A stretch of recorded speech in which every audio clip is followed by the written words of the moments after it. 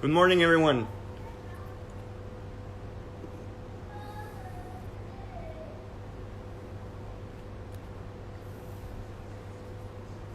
Wow, a lot of you are joining already. Really happy to see you all here. We'll wait for a couple seconds. We'll be joined by Vannah Malila, which is a speaker that will be there on stage on 22nd of October for our Misfits event for TEDxULB. And this is the very first episode of the series, Small Talk, Big Ideas, that we're trying right now with you guys. So really happy to have you in. Good morning. I see Amy Monterde is here. Hello, Cici, Krisha. Hello, everyone. All right. So in a few minutes, just to repeat again, we're going to be joined by Vannah Malila. Vannah Malila, who is the CEO and co-founder of the movement Curve. So she has launched the movement Bodypositive here in Belgium for all the overweighted women here that really want to be put forward and that deserve the same attention as all the others. So I'm going to invite her in a moment and we're going to ask her a couple questions. Let me see how we can do this. All right. So Vannah will join Vannah in a second. Meanwhile, let me maybe introduce myself. My name is Dylan. So I've been managing TEDxULB for the past 2 years, and I will be the host for today. The idea here is really to talk a little bit about these mindsets during this COVID and lockdown period, which I think is really hard for each of us. So we'll be joined by this woman who always found a way to stay positive and to fight in order to show that she's a misfit and that whatever happens around you in life, you're able to move forward and make the right decisions to keep moving on. And I think she's also going through a very hard situation at the moment with her sister that is currently at the hospital, so she'll be talking about that too. And here I see Vannah is in. I will be joined by Vannah in a second. Give me a second here.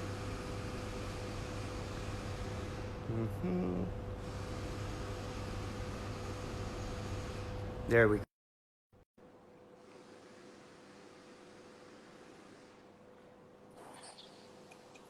Hey Vannah, how are you doing?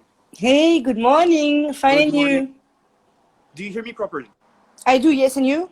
I do hear you perfect. Thanks so much for being with us today. Just a very great pleasure for this very first episode of our series, Small Talk, Big Ideas. And I know that the circumstances are not the best one for you at the moment, so really thank you. I heard that your sister that is at the hospital for the moment. Yes. What is happening? Is it? She's fighting with the sickness and actually battling cancer. All right. And is she accompanied at the moment? Because you're here with us, so I guess that someone is with her. We're doing rounds with the husband, me and the husband. All right. Okay. So thanks so much for being here today. You went yourself through a very hard experience very lately, right? You got admitted at the hospital with the COVID-19. Of course, yes. How are you feeling now? Everything's better? Everything's okay? Well, regarding to my own health, I think I'm just I'm blessed. I'm grateful for the gift of being able to still being here after all these circumstances. I'm grateful for health. I'm grateful to be able to wake up every morning, breathe, smell again. Because, you know, when you go into COVID, you don't even smell no more. You don't even have the taste of food no more. I had issues to breathe as well. Like I was under oxygen for a few days. So it's a blessing to be able to stand on my feet, to breathe, and to experiment all this again. So you went through a very pretty hard moment, right? You got admitted at the hospital and you stayed at the hospital for a few days. Of course, yes. I had to stay there for 5 days and going through the treatment of chloroquine and some antibiotic for virus. So can you maybe tell us a bit more about, because we hear about that every day in the news, right? We have these numbers, but we don't know what it is to actually go through this journey. What happened? How did you feel from the moment you felt to the moment you arrived at the hospital? Okay, personally for my own story, because every story is different, my own thing was that like on the first day, I think it was on the same day that I got that I got the virus, I started feeling like I had like maybe 3 minutes where I started shaking a lot and I didn't know what was happening. But to me, it was like a signal that something would happen in the next days. And after that, like the weekend went fine. And 2 days later, I started having the first fever. The fever started coming high. And then the headache. And then it went on for like 2 days. And then I started coughing bad. And I was like, okay, I know what it is to have a flu, but this type of cough is not a flu. And at that time they were saying all over the news and the medias that it was like a type of flu, so no one had to be stressed about it. It's just another type of flu. You can heal it at home with paracetamol and tea and infusion. And so I was like, I mean, from what they say, it's just something that you can heal at there, so let me just follow whatever they say. But I was a bit worried. So I started calling when I started coughing a lot and I started experimenting difficulties to breathe. I called my GP, my doctor.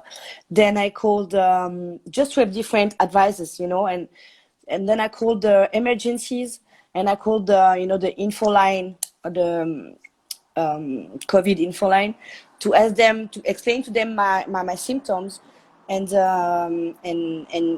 trying to find trying to find a way to know what to do, if I had to stay home or if I could go.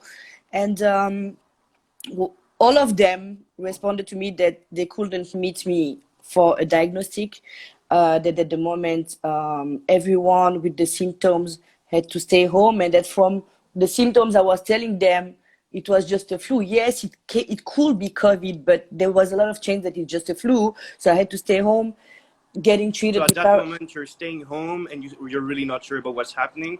Exactly. And so when is this moment you're like, okay, I need to go to the hospital? 10 days later, because then they told me to not come to the emergencies, because they were like, don't even go to the emergencies or don't come, because we don't need people to start filling the emergency room for nothing. People are going crazy about that thing, and the emergencies are just full with nonsense, because it's not that.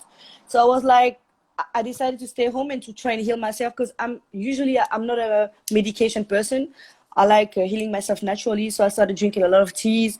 And then when it started for the fever, I didn't have any other way to heal myself than taking medication to put the fever down. So I took it. And 10 days later, the cough was, day after day, the cough was starting getting very, very violent. And it came to the point where it was so violent that at every step I would make, I would cough, and I wasn't even eating no more. So it was only liquid in my body because I couldn't eat. I wasn't hungry. So there was too much liquid in me. And every time I would cough and make a step, I would either vomit or start peeing on myself. And then I was like, whoa, that's not a flu. You can't be peeing on yourself when you cough and because you got a flu. So I was like, these people are lying to me. It's not a flu. Let me just go and I gotta do something about it. And as soon as I took my daughter, because my daughter was also with me, she lives with me, and I was like, girl, we will go to the hospital and I'll get us tested. And she came with me. We got to the hospital. She couldn't step in because they wanted. Do you hear me? I do hear you. I think okay. I have a bit of noise on my side. What I'm going to do is I'm going to pick up the phone here and I'm going to go inside. Very sorry, everyone. This is the things that happen during live sessions. But here what probably is really curious for us is to try to understand what it looks like to be admitted to the hospital in these kind of situations. We know that indeed, you told it, they try to not have too many people entering at the same time. We know that the capabilities are overflowed, and we're really thinking about all these medical people that are there for people. Of course, they're doing an amazing job. They're doing a crazy job. And I do understand, I did not understand that when I started getting angry, because I started feeling like I was out of breath. I couldn't breathe no more. So I was like, these people are they're letting us die at home, you know?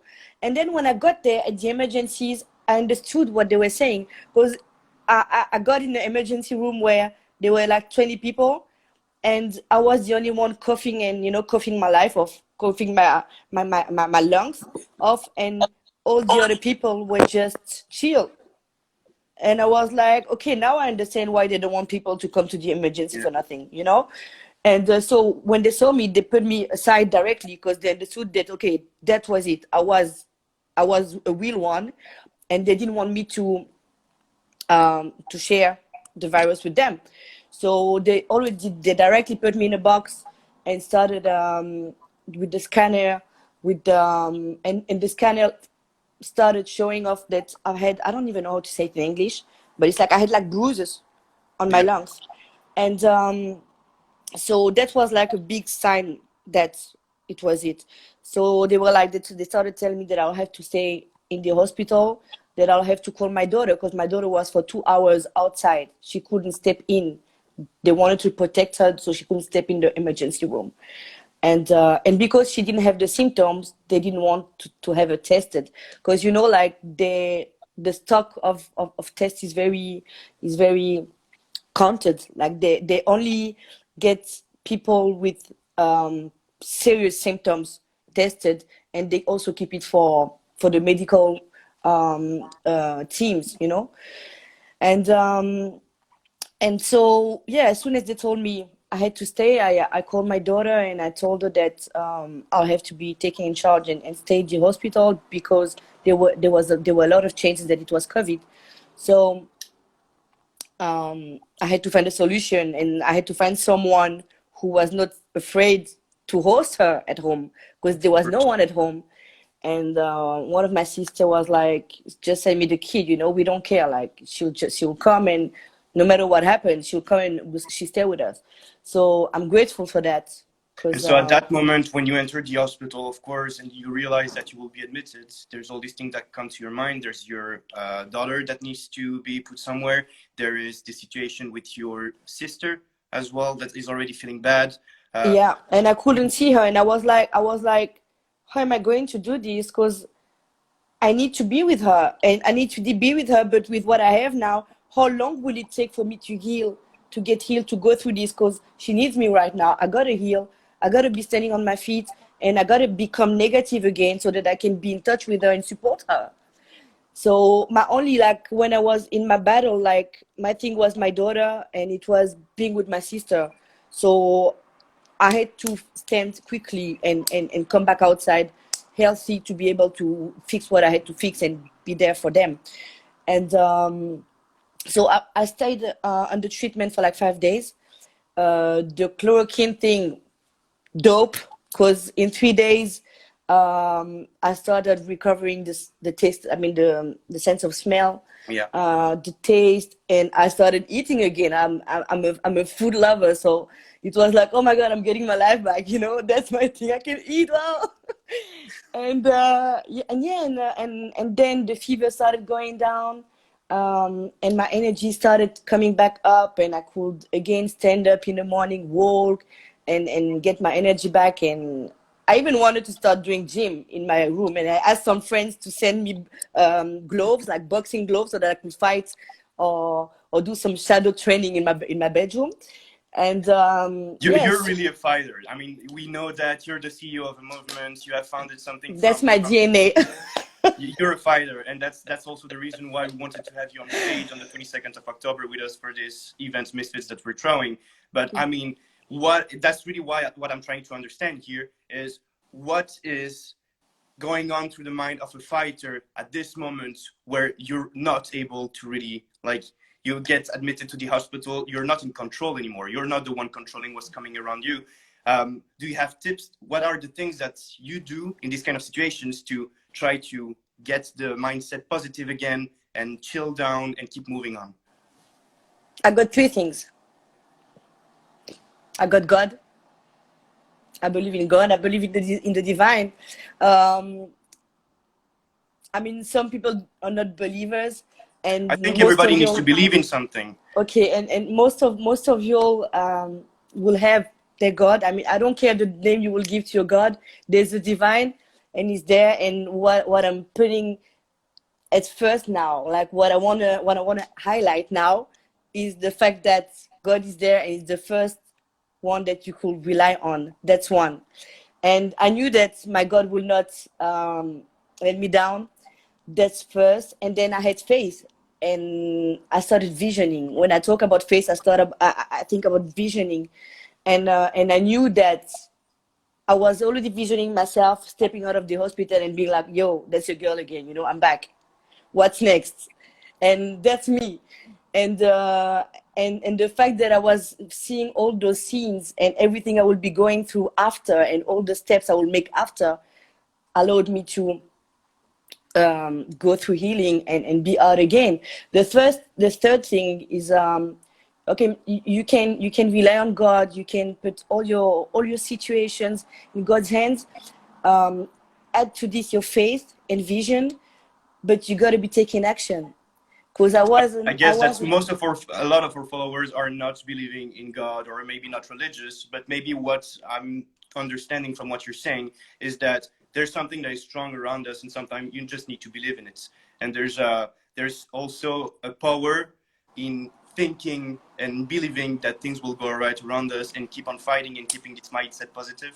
And we gotta, because a lot of people are relying on faith and God, and that's what, like, I don't know, like, being surrounded by a lot of believers who always complain, like, I've been praying God, and this thing is not happening. God, I mean, you can't ask God to be doing everything for you and just sleeping in bed, man.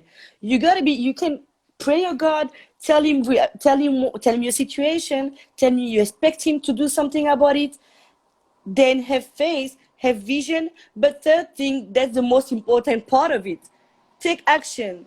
Like, if I was just staying in bed and being like crying and being like, oh God, please help me, save me, God, I will not be here. Like, I had to wake up in the morning and stand on my feet and start. I was expecting my gloves to do shadow boxing. I didn't even have my gloves, but I created my gloves, in my imaginary gloves, and I was fighting in my room, and I Is didn't it have a also the rope. way you founded your movement? Is it the same kind of spirit, the same thing that comes to your mind at the moment when you're like, okay, I have something to do for all these girls around me. I have to do something for all these people that maybe don't feel good and that I want to feel good. And what is that something that you can like link to each other? Okay, that's another sorry, that's another story. Because when it comes to the movement, now we're talking about body positive, but beside the body positive, I'm an activist. Like, I'm an activist for so many things you don't even know. But for regarding to the body positive and to the other movements I will engage or leave or join, um, it's not something I think, it's something I get called by. I love spending time with myself. And the day I started learning to face myself is the day I started letting the world speak to me and tell me why I was born and what I was born to make to do on earth, what I was born to change on earth. So every time I get a chance, because to me it's the essence of my life, spending time with myself. Every time I get a chance to be in silence, to be alone, and to let the truth come to me, I take this chance and I let God, the divine, or my inner child speak to me and tell me what I gotta do now. What's the next step? What is the world expecting me to do now for me to save the world? And so And now that you have been alone for such a long time by yourself in this hospital room, you had time, I guess, to think about what's next. What are the things? yo, you don't even know. You don't even know. Like, there was like a storm of calling and of messages coming to me. It was really transformational. Because I stepped in the hospital thinking I was doing things right before, and then, okay, some of myself, some of what I did, some of the battles that I was on were good battles, because I know it did transform people's life and it did empower and inspire some people. But can you give us maybe one or two examples of things you're really proud of, these kind of battles that you've been to tell us about that? Okay, there's two things I do. Like I at the moment, okay, body positive, because I'm known mostly for body positive.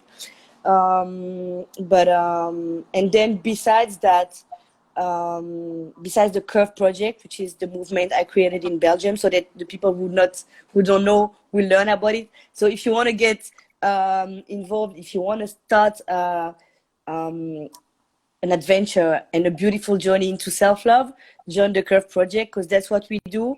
That's what I created with my girls. And even though we're not really active lately, we do a lot of empowerment through inbox with the community following us. So join us and you'll get advice anytime for free.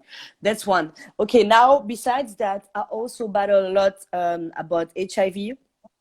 Because like since I'm like a miracle of HIV, but that's a long story. Like I could have had have gone through the journey where I had to take medication all my life, but once again, God has saved me, and He did that. I didn't have to go through all that. So since the day I went through this and I got saved into that HIV story, I decided I was like, if God made me go through this and maybe made me get scared like that, and feeling like I could be one of the victims of the stigma, one of the victims of those people, wearing the HIV tag.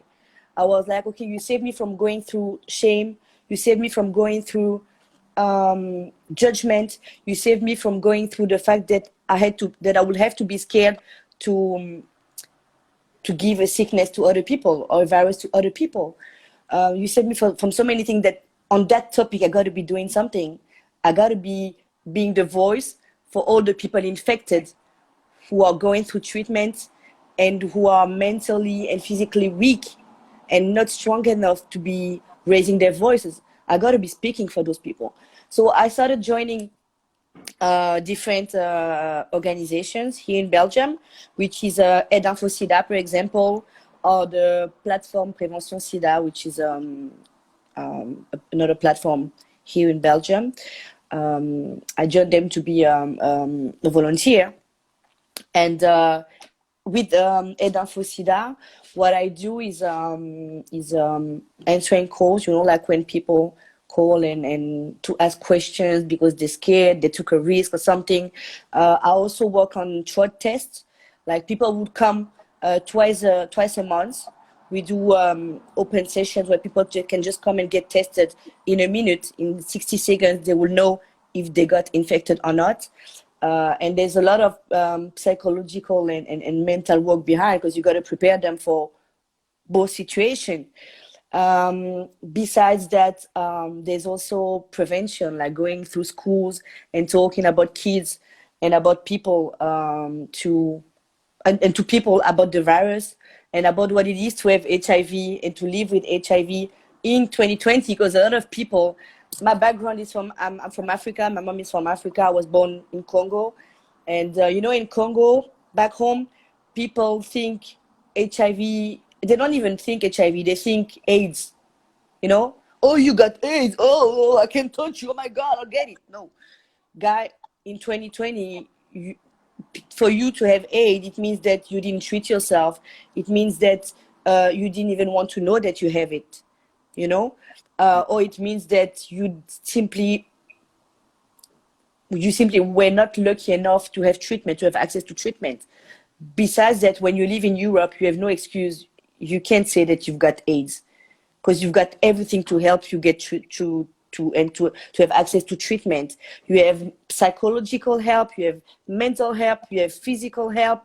You've got everything to get treated and to be... And we're really lucky indeed to have all these helps around us. And we will share with you guys all the associations that Vannah talked to us about today. We'll put that in the comments. We'll share that on the TEDxULB page as well, because I think that's a good thing that you guys can go and have a look as well. In this situation at the moment, even with this COVID, we're lucky, I think, in terms of the help we can have, how we get handled. But it's good that you remind us that there's all these other diseases that are also present and that there's not just the COVID going on.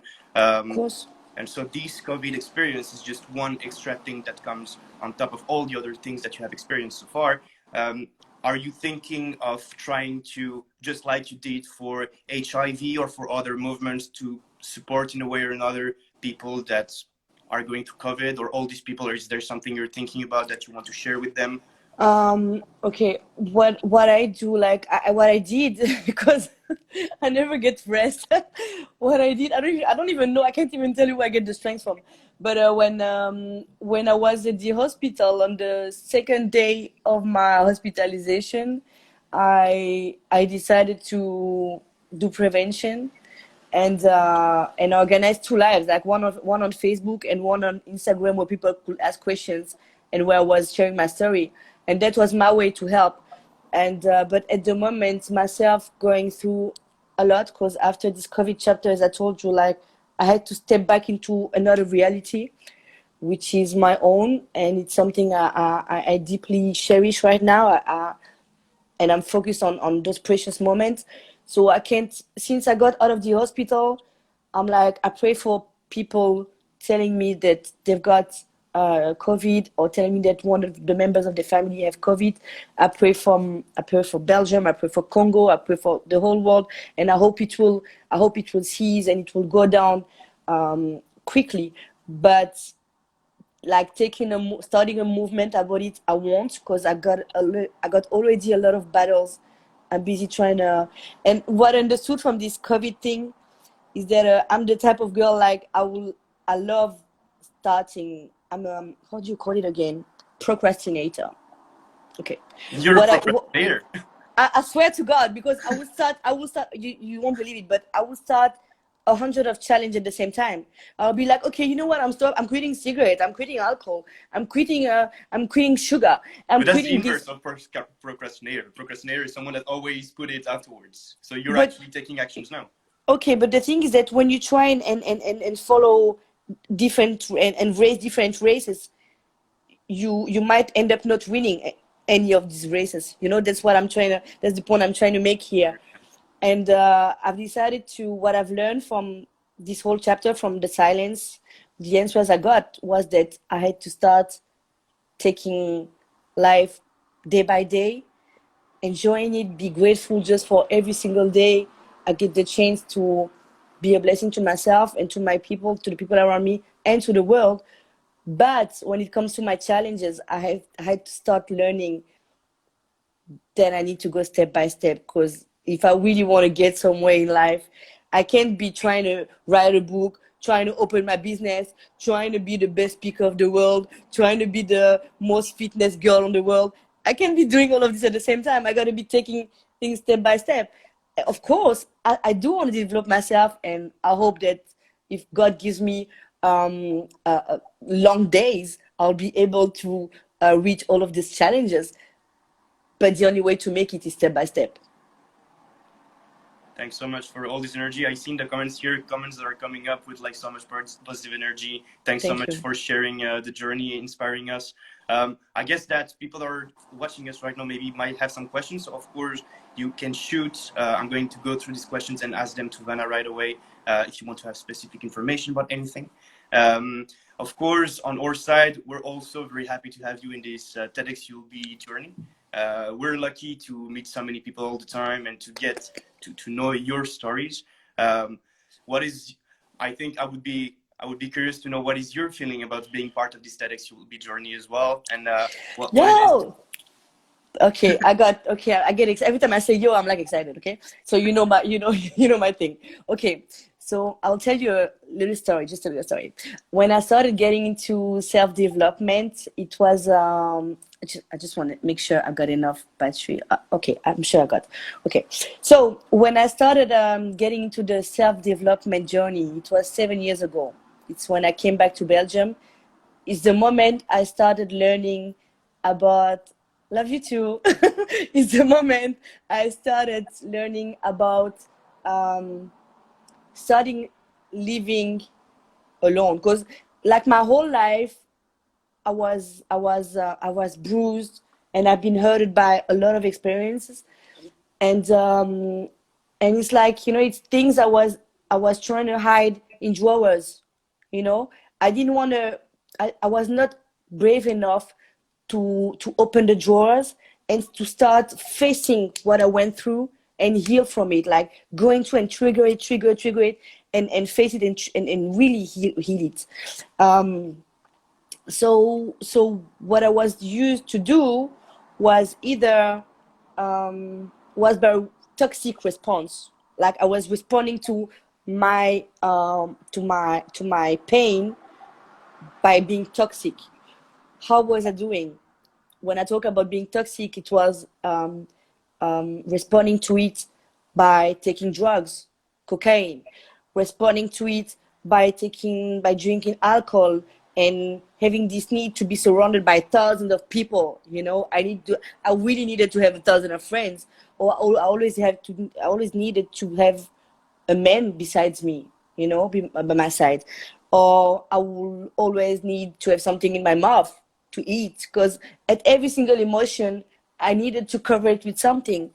But then for the first time 7 years ago, when I moved here, I had to live alone. I had a new apartment. I was with my daughter. I was like, whoa, that sounds so lonely. But that was the best time of my life, because it's only at that specific moment that I started learning about myself, learning about my weaknesses, and learning that it was time to start facing myself and do something about it. It took time. It took me 7 years to get through here, and then I started getting interested by self-development. There we go, and starting googling about self-development, Tony Robbins, and you know, all those dope guys. I was going through YouTube and looking for self-development videos, and when I got on the TEDx platform channel, I was like, yo, this thing is my dope. Like, and I started being addicted to the TEDx channel, because I mean, everyone was inspiring. No matter the topic, I mean, everyone is either inspiring. It was either inspiring, either informational, either motivational, but I will gain something from every one of the talk. So after a few years, like after 2 years of getting used with the TEDx platform and being a TEDx junkie, I was like, I started developing myself. I started growing step by step. And one day I was like, you know what? I knew I wanted to save people's life. I knew I wanted to transform people's life. But before I get to transform people's life, I had to transform my own life, because I was a piece of shit, you know? And so I had to deal with myself, get better, stand on my feet, be strong, be mentally healthy, so that one day I can also inspire and help people get where I am. And I got to a point one day, I was watching one of the YouTube videos on your channel, and I was like, one day I'll be there. And I told my daughter, and she was like, what you mean you'll be there? And I was like, girl, I will talk there. I'm telling you, I'll talk there. You know those people talking, those videos that I'm always watching? One day I'll be there, and people will also watch me and get inspired by me. And she didn't really understand what I was saying, but anyway, it was me talking to me.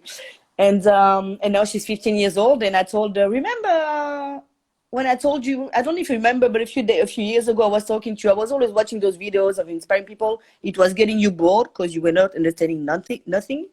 But I told you that I'll be there one day. And I didn't even know that there was a TEDx thing happening in Belgium. Like, to me, it was like, one day I will talk in TEDx New York or TEDx London. I didn't know that it would come to Belgium. And so lately I told her, remember about that TEDx thing? And I mean, I spoke to these guys, and girl, I'll be there. And she was like, what? And I was like, of course I'll be there. And because I spoke to them, and apparently they like my story.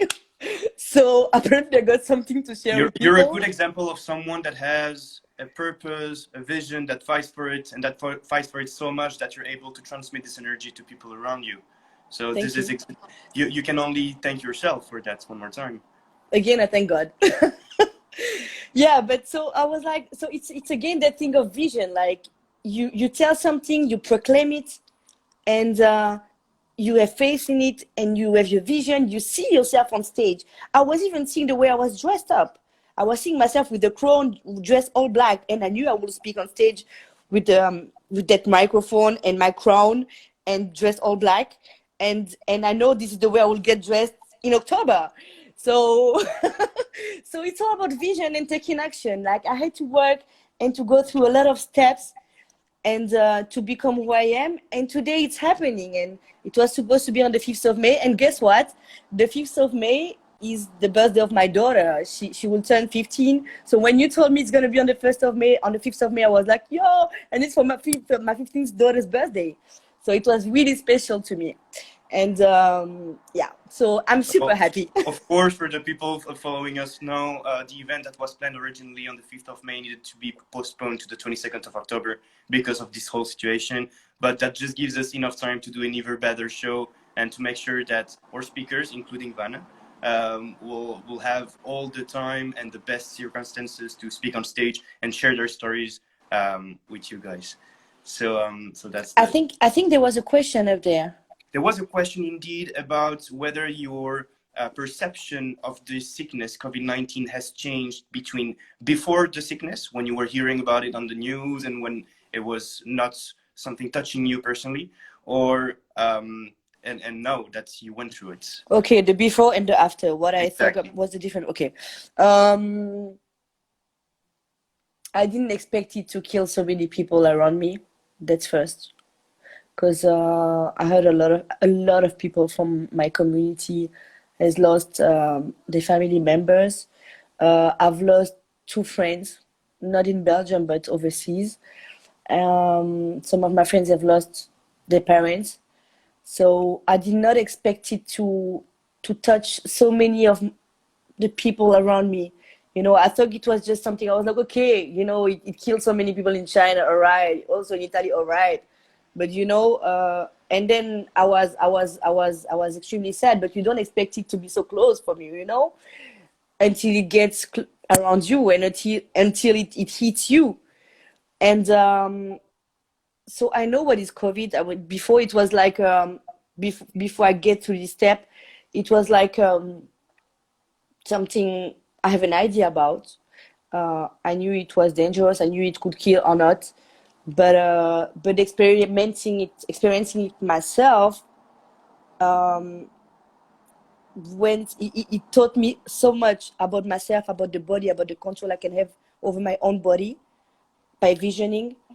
And you were also saying at the time I was seeing it was happening in China, in Italy. I saw it, but I mean, it wasn't touching myself directly, so I didn't really think about it. Now that it touched you and that you experienced it, can you make a parallel as well with all these situations where sometimes we see things happening overseas and we're not really paying attention to it, and then eventually it comes to us and we're like, wow, that's not that far. Okay, it's like you know, like it's like when you it's a story. I mean, it comes to me so many times, you know. It came to me so many times at life. Like I would have never expect someone with HIV having sex with me. You know, I would have never thought it will touch me. My case is that I got saved miraculously, but it did touch me. So we always think it will happen to other people, but it doesn't happen to other people. And I mean, no one is safe. You know, it can be going through a virus like HIV. It can be going through a cancer. I never thought my sister will have a cancer. I never thought I will have to deal with what I'm dealing with now. You know, I was curious, by the way. I see that you cut your hair. Is that something related to the cancer situation of your sister? Of course, yes, of course. It is because she going through the treatment and all that, through the chemotherapy and all that. She started, you know, she started being like, okay, I'm not hot anymore. I lost my hair. Look at her, the way I've lost so much weight. I'm not beautiful no more. I'm not this, I'm not that. I need my hair back. And I was like, girl, you don't need your hair to be beautiful. You are beautiful. You are beautiful. You don't need your hair. And that's first. It's not the first time that I shaved my hair. I shaved it before, like 4 or 5 years ago, for another reason. Which was only for fashion. So nothing like serious like now. It was strictly for fashion, because at that time I just wanted the Amber Rose shot. But now it was like my hair got long again, and I was happy having it. I was like, yo, it's getting beautiful, not. But if I did it, it's like not only to show my sister that a woman doesn't need to have hair to be beautiful. I wanted to encourage her, because it was painful for her to see that every single morning there was hair on a pillow. And I just wanted to cut this off and being like, you know what, girl, you don't need hair, fuck hair, let us just shave that shit and let us be us. Okay, you are special, you are beautiful the way you are, and that's what you need to put in your mind. You don't care about what people say about what is beautiful and what is not.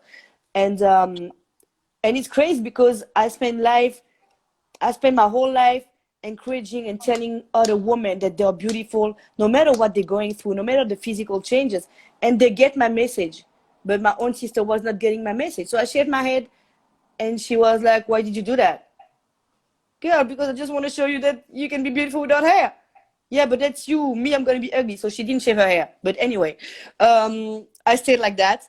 But what I did with my hair was doing a gift for an organization. That's something completely crazy, because I shaved my hair to give it to an organization who makes wigs for people going through cancer. Okay, and it was a gift. Now they told me that to do 1 week they need lots of different stock of hair. Like I will give my hair, then the two other people would give their hair, and that will make 1 wig. Okay. But what I was extremely angry about, and about this I will do something. I've got a movement, and an organization coming on about this topic. I've seen my sister struggling with finding a wig affordable.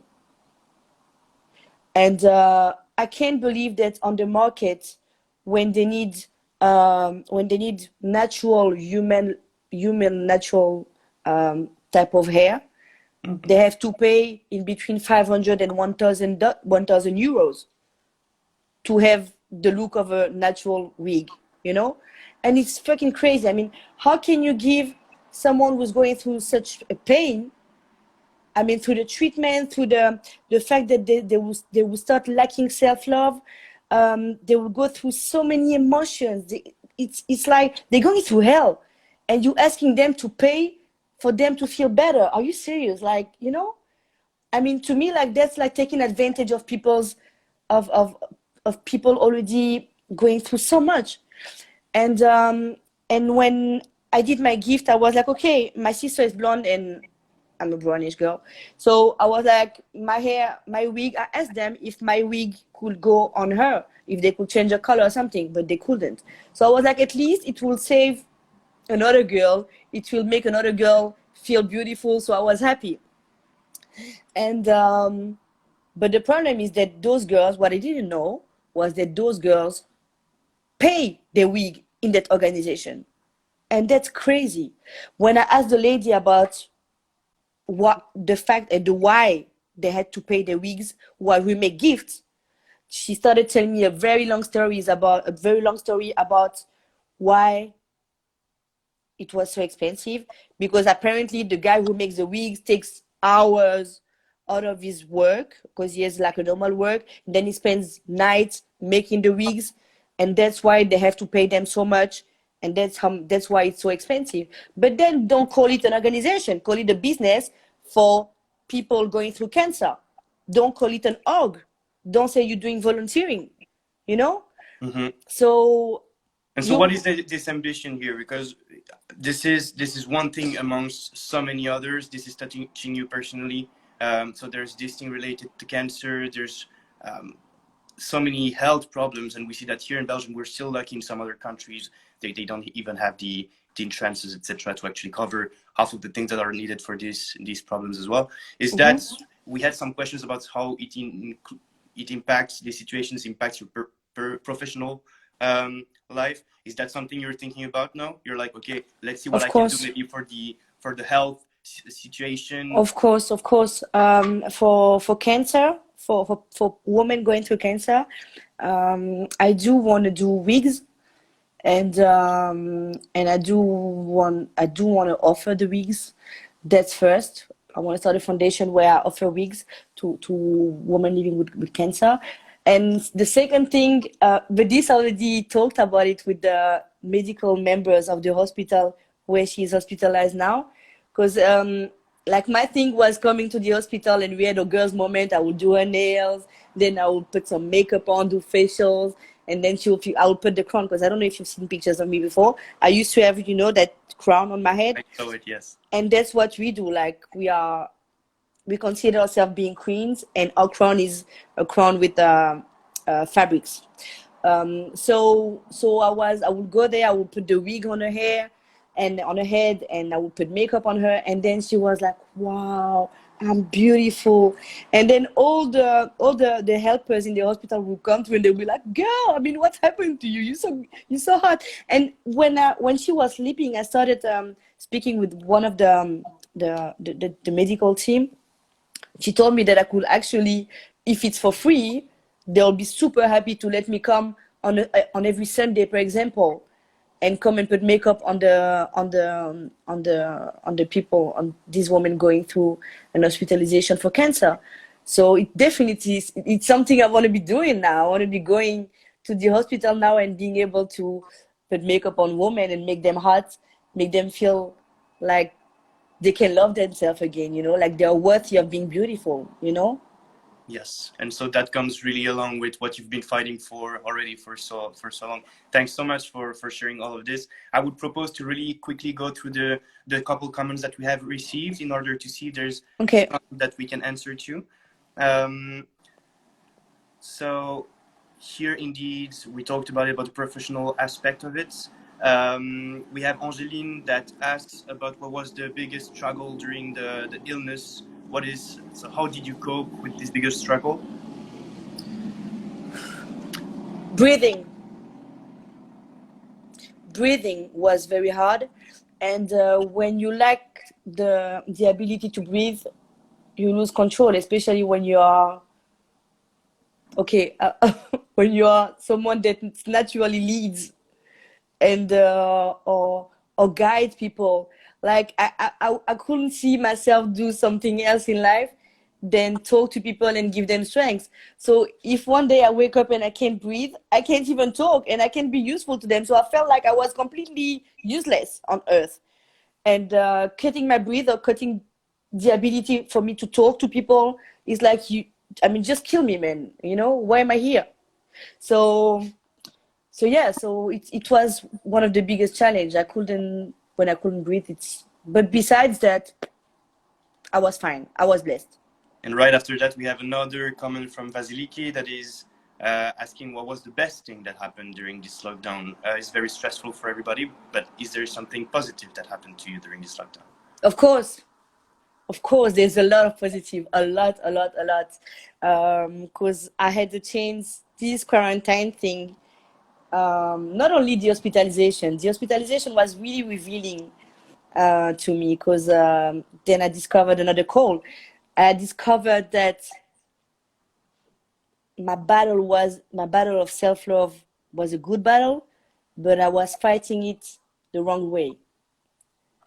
That's the message I got from God. Like, you ask me how he talked to me, he doesn't, like, I don't hear his voice, but he will send me 20 people who don't even know each other, who sometimes I don't even know them, but they will all come to me and tell me the same message. And when you have like 20 different people who don't even know each other coming to you and telling you the same thing, it's like, okay, that only can be God. So I was like, okay, I'm getting your message. I will still battle self-love because it's my story, it's my life.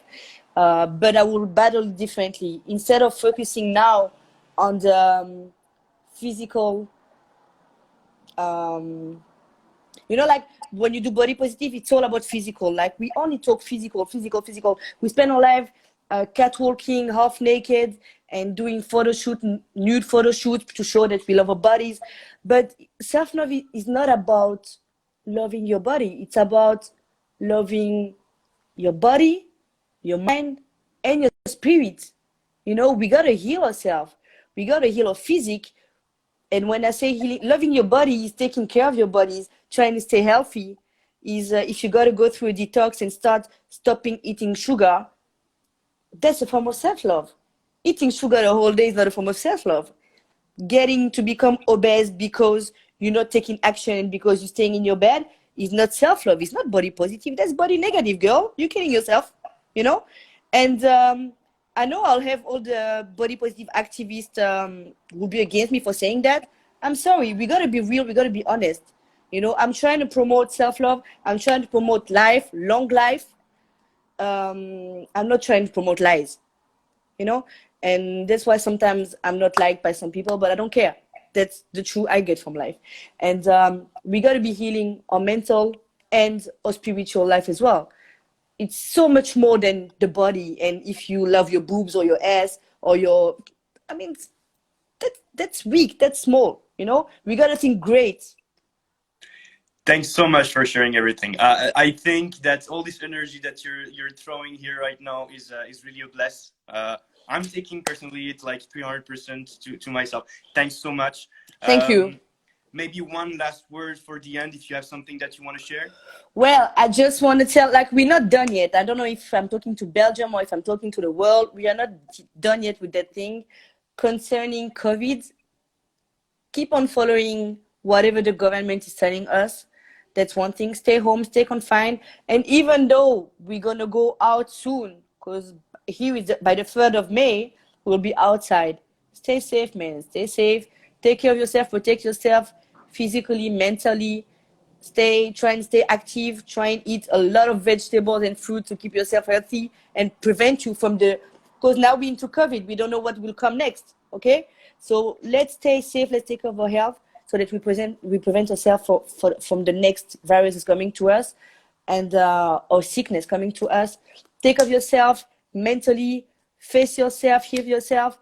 Pray. If you don't pray, talk to the universe or talk to the trees, to the nature. Do whatever you want, but do something. Heal yourself. Thank you very much, Vannah. We'll see Vannah all together in October on the 22nd on the stage of TEDxULB at the Royal Museum of Brussels.